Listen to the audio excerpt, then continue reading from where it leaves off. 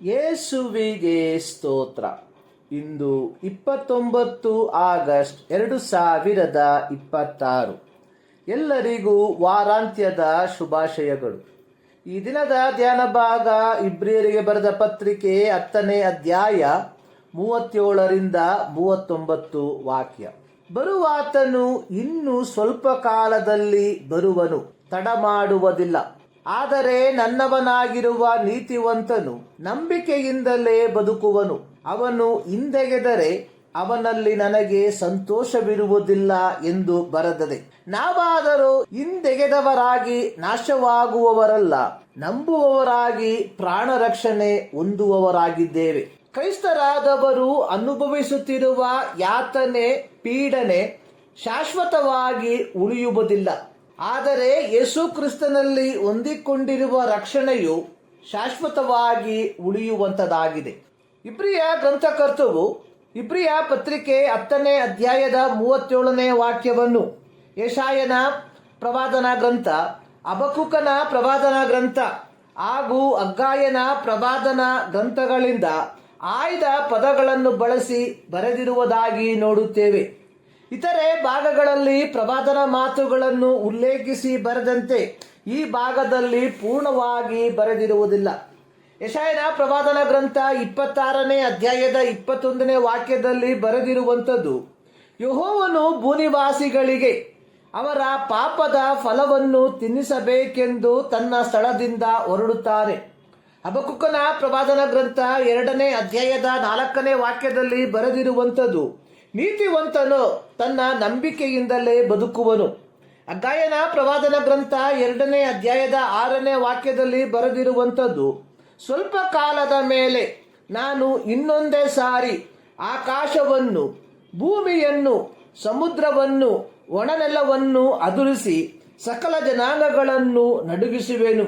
ಈ ಎಲ್ಲ ಭಾಗಗಳು ಮೆಸ್ಸಿಯನ ಆಗಮನದ ಕುರಿತಾಗಿ ಪ್ರವಾದಿಸಿರುವ ಪ್ರವಾದನ ಉಲ್ಲೇಖಗಳಾಗಿವೆ. ಇಬ್ರಿಯ ಗ್ರಂಥಕರ್ತವು ಪೀಡನೆಗಳನ್ನು ಅನುಭವಿಸುತ್ತಿರುವ ಯಹೂದ ಕ್ರೈಸ್ತರಿಗೆ ಪ್ರಬೋಧಿಸುವಂಥದ್ದು, ನೀತಿವಂತನು ನಂಬಿಕೆಯಿಂದಲೇ ಬದುಕುವನು. ಕ್ರಿಸ್ತ ನಂಬಿಕೆಯು ಆಧ್ಯಾತ್ಮಿಕತೆಯ ಮೂಲಾಧಾರವಾಗಿರಬೇಕು.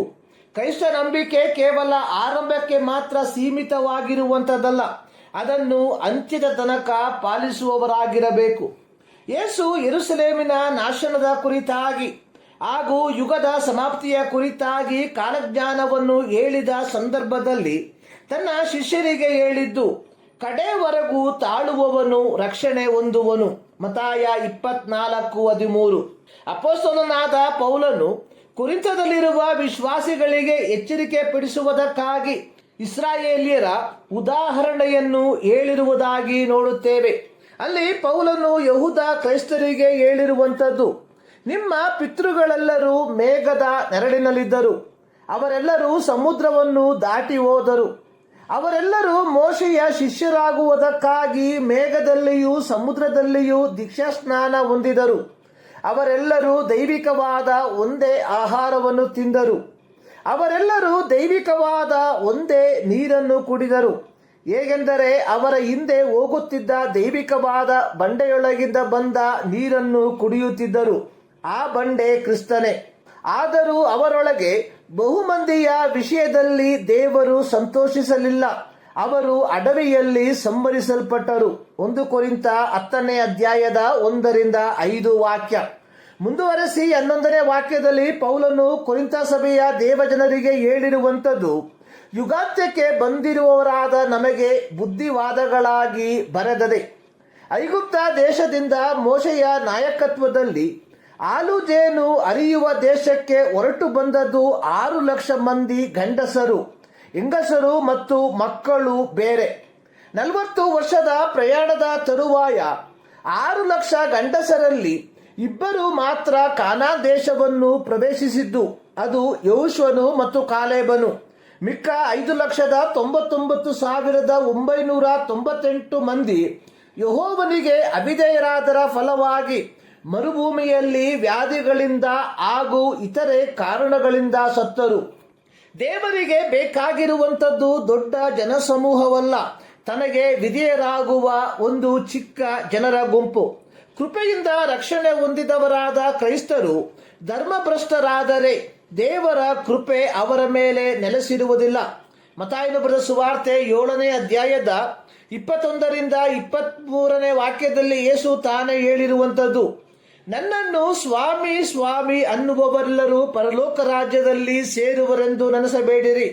ಪರಲೋಕದಲ್ಲಿರುವ ನನ್ನ ತಂದೆಯ ಚಿತ್ತದಂತೆ ನಡೆಯುವವನೇ ಪರಲೋಕ ರಾಜ್ಯಕ್ಕೆ ಸೇರುವನು. ಸ್ವಾಮಿ ಸ್ವಾಮಿ, ನಿನ್ನ ಹೆಸರಿನ ಮೇಲೆ ನಾವು ಬೋಧನೆ ಹೇಳಲಿಲ್ಲವೇ?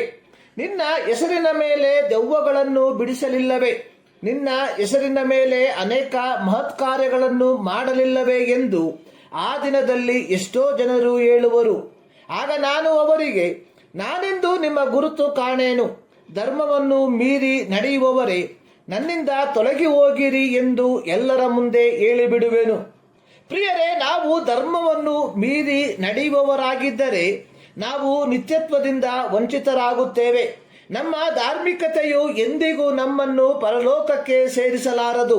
ಹೀಗಿರಲಾಗಿ ನಿತ್ಯತ್ವಕ್ಕೆ ಬಾಧ್ಯರಾಗುವ ಜೀವಿತವನ್ನು ಜೀವಿಸುವ ಈ ಮುಂಜಾನೆಯಲ್ಲಿ ಸರ್ವಶಕ್ತನಾದ ದೇವರು ಈ ಅಧ್ಯಯನದ ಮೂಲಕ ನಿಮ್ಮನ್ನು ಆಶೀರ್ವದಿಸಲಿ.